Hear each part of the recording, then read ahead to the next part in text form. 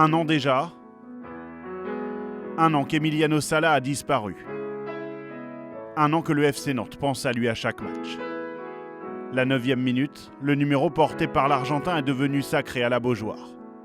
Un instant symbolique pour rendre hommage, pour se souvenir.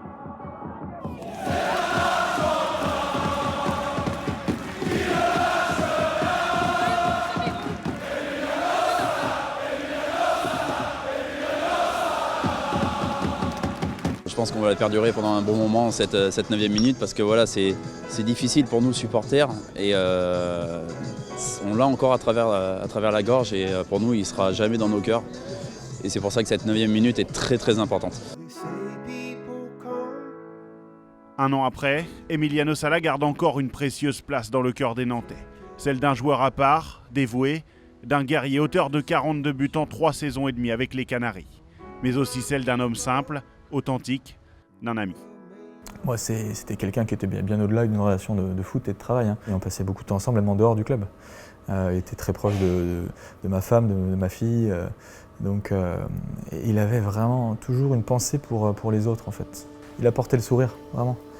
C'était difficile de passer une journée avec Emiliano sans sourire, vraiment. Dimanche contre Bordeaux, la Beaujoire se rappellera d'Emiliano Sala. Nantes jouera avec un maillot spécial inspiré de l'Argentine.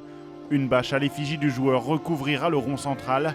Un tifo géant sera déployé en tribune avant une minute d'applaudissements. Une communion dans laquelle les Nantais puisent leur force aujourd'hui. L'énergie qu'il avait, il nous l'a un peu laissé. Il y a eu derrière un élan général de bon, on a vécu la même mésaventure, ce choc terrible, et ça a peut-être encore plus renforcé les liens qu'il y avait déjà. Ça permet aussi derrière qu'on s'appuie encore plus les uns sur les autres. La plaie est toujours ouverte, le feuilleton financier lié à son transfert tarde lui à se fermer. L'Argentin est toujours au cœur d'un conflit qui oppose le FC Nantes à Cardiff. Le club gallois, qu'il devait rejoindre, n'a toujours pas payé les 17 millions d'euros d'indemnité. Bordeaux, son club formateur, attend lui aussi sa part. Porté devant le tribunal arbitral du sport, le litige ne devrait pas trouver d'issue avant le mois de juin, date de la prochaine audience. Même s'il divise malgré lui, Emiliano Sala rassemblera toujours.